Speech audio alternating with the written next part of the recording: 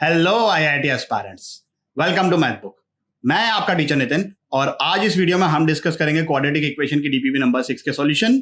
So without further ado let's get started. ये अपने पास एक क्वाड्रेटिक फंक्शन लिखा हुआ है, हमें उसकी रेंज फाइंड करनी है। आप ग्राफ बनाकर भी कर सकते हैं। ग्राफ से ऑब्वियसली चीजें क्लियरली दिखाई देती है, बट वो थोड़ा सा टाइम कंज्यूमिंग होता है, तो मैं बिना ग्राफ के आप लोगों को बताता हूँ। सबसे पहले तो हम इसका वर्टेक्स निकाल लेते हैं। वर्टेक्स आ रहा है इसका 2। अब या तो वर्टेक्स देखो आप -d/4a से निकाल सकते हो, या तो ये भी कर सकते हो कि वो जो पॉइंट आया है -d/4a that is corresponding to the x which is equal to -b/2a।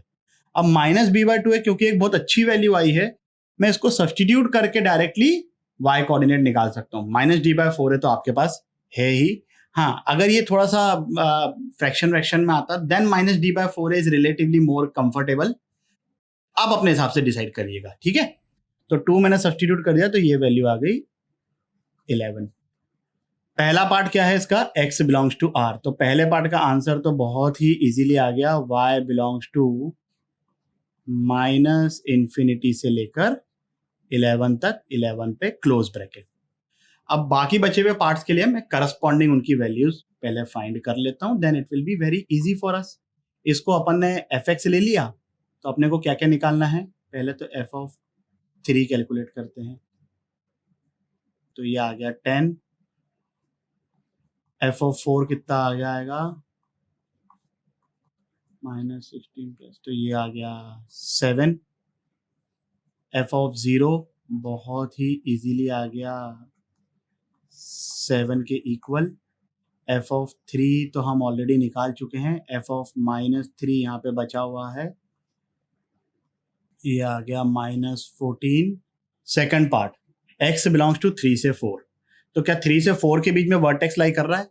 नहीं कर रहा है, तो डायरेक्टली इसकी मैं रेंज लिख लूंगा।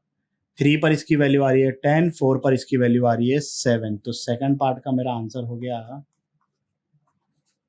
y बिलोंग्स टू 7 से 10। 10 पर क्लोज ब्रैकेट, क्योंकि 10 वैल्यू इज करस्पॉन्डिंग टू 3 और 3 पर क्लोज ब्रैकेट है। 7 4 के करस्पॉन्डिंग वैल्यू आई है और 4 पे ओपन ब्रैकेट है। थर्ड पार्ट में क्या वर्टेक्स बीच में लाई कर रहा है 0,3 के? Yes, vertex is lying between that. X coordinate क्या है वर्टेक्स का? 2, वो 0 से 3 के बीच में है। तो 0 पर वैल्यू आ रही है अपनी 7, 3 पर अपनी वैल्यू आ रही है 10 और वर्टेक्स से करस्पॉन्डिंग वैल्यू आ रही है 11। तो इस पूरे इंटरवल में अगर मैं देखूं तो सबसे छोटी वैल्यू 7 हो गई, सबसे बड़ी वैल्यू 11 हो जाएगी। 0 पर ओपन ब्रैकेट है, तो आंसर हो जाएगा थर्ड पार्ट का 11 पे क्लोज ब्रैकेट इसलिए आएगा because 11 is the value corresponding to x equal to 2 और 2 तो इंक्लूडेड है 0 से 3 के बीच में। फोर्थ वाला जो पार्ट है ग्राफ से भी कर सकते हैं, ऑब्वियसली हर पार्ट ग्राफ से कर सकते हैं, बट फोर्थ वाले के लिए कई बार हो सकता है कि आप लोगों को ग्राफ थोड़ा ज्यादा कंफर्टेबल लगे। मैं फिर भी बिना ग्राफ के बताता हूं आप लोगों को। f(-3) कितना आ रहा है? -14। f(0) तो हम ऑलरेडी निकाल चुके हैं 7। क्या -3 से 0 के बीच में x इक्वल टू 2 आ रहा है? नहीं आ रहा है, वर्टेक्स नहीं आ रहा है। तो ये जो पहला वाला इंटरवल है, इतने इंटरवल में अपने y की वैल्यू आ जाएगी -14 से लेकर 7 तक। ब्रैकेट्स ऑब्वियसली आप लोगों को पता है, -14 is the value corresponding to -3, -3 close bracket है। 0 पर वैल्यू 7 आ रही है और 0 ओपन इंटरवल है। फिर इसी का सेकंड पार्ट जो है, जो सेकंड ब्रैकेट है, एक्चुअली पार्ट नहीं सेकंड ब्रैकेट है, उसमें वर्टेक्स बीच में आ रहा है। तो 1 पर इसकी वैल्यू कितनी आ रही है? अच्छा, 1 पर अपन ने निकाली नहीं है, 1 पर इजीली फाइंड कर लेते हैं। f(1) आ गया 10। तो 1 से 3 तक के अगर मैं देखूं तो 1 पर भी इसकी वैल्यू 10 है, 3 पर भी इसकी वैल्यू 10 है, लेकिन इसके बीच में वर्टेक्स आ रहा है। तो मिनिमम वैल्यू हो गई इसकी 10 और मैक्सिमम वैल्यू हो गई 11। 11 पे क्लोज ब्रैकेट आएगा, 10 पर ओपन ब्रैकेट आएगा, because 1 and 3 both are not included. तो यूनियन करके लिख लिया अपन ने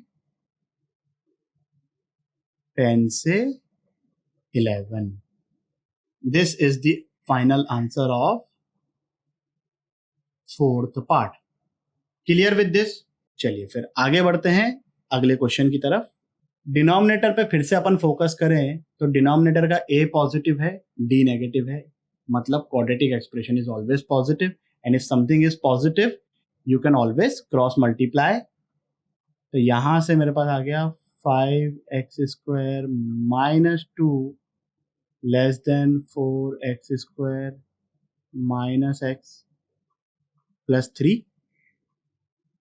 सब चीजों को मैं लेफ्ट हैंड साइड पे लेके जाऊं तो मुझे मिल रहा है x² plus x minus 5 less than 0। Roots मुझे इस एक्सप्रेशन के लग रहे हैं कि अच्छे नहीं आएंगे, तो फॉर्मूला यूज करके हम लोग इजीली फाइंड कर सकते हैं। रूट्स क्या आ रहे हैं इसके, minus b plus minus b² minus 4ac, तो वो हो गया 21 डिवाइडेड बाय 2। तो आंसर हो जाएगा इसका -1 माइनस √21 बाय 2 से लेकर -1 प्लस √21 बाय 2 तक। ठीक है ना भाई? वेवी कर्व तो आप लोगों को अच्छे से ही सॉल्व करते आता है, उसमें तो आप लोगों की मास्टरी हो गई है। चलिए फिर आगे बढ़ते हैं।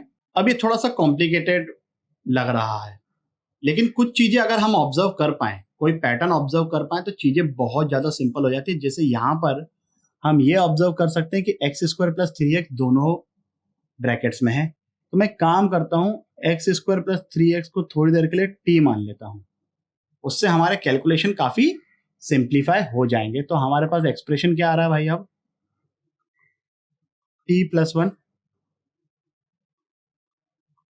t minus 3 greater than equal to 5, bracket open किया, तो ये आ गया अपने पास।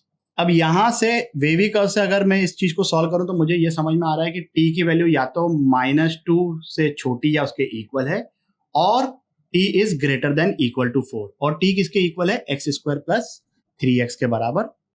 तो यहां से अपने पास क्या क्या चीजें आई कि t is less than equal to -2 और t is greater than equal to 4। t किसके इक्वल था भाई, x² प्लस 3x के। तो यहां से मुझे मिल गया x² प्लस 3x, -2 को भी इस साइड लेके चले जाता हूं तो ये आ गया, और x² plus 3x minus 4 greater than equal to 0। अब इन दोनों क्वाड्रेटिक को अपन इंडिविजुअली सॉल्व करेंगे और फाइनल आंसर उनका यूनियन हो जाएगा। तो यहां से मुझे मिल रहा है x is between -2 to -1 closed bracket, और यहां से मुझे मिलेगा x इज बिटवीन -∞ से -4 यूनियन 1 से इन्फिनिटी -4 1 क्लोज्ड इंटरवल में। तो फाइनल आंसर आ जाएगा इसका -∞ से -4 यूनियन -2 से -1 यूनियन 1 से इन्फिनिटी। ठीक है ना भाई? समझ में आया ना आपको कैसे किया? पहले इसको सॉल्व कर लिया, फिर इसको सॉल्व कर लिया, फाइनली दोनों का यूनियन ले लिया। क्यों यूनियन लिया? क्योंकि बीच में और लगा हुआ है इंग्लिश वाला। इस वीडियो के लिए बस इतना ही। आशा करता हूं कि आपके सभी डाउट्स क्लियर हो गए होंगे। अगर हो गए हैं तो लाइक, कमेंट, सब्सक्राइब करें और अपने दोस्तों के साथ भी शेयर करें। अगले वीडियो तक के लिए सावधान रहें, सुरक्षित रहें। जय हिंद।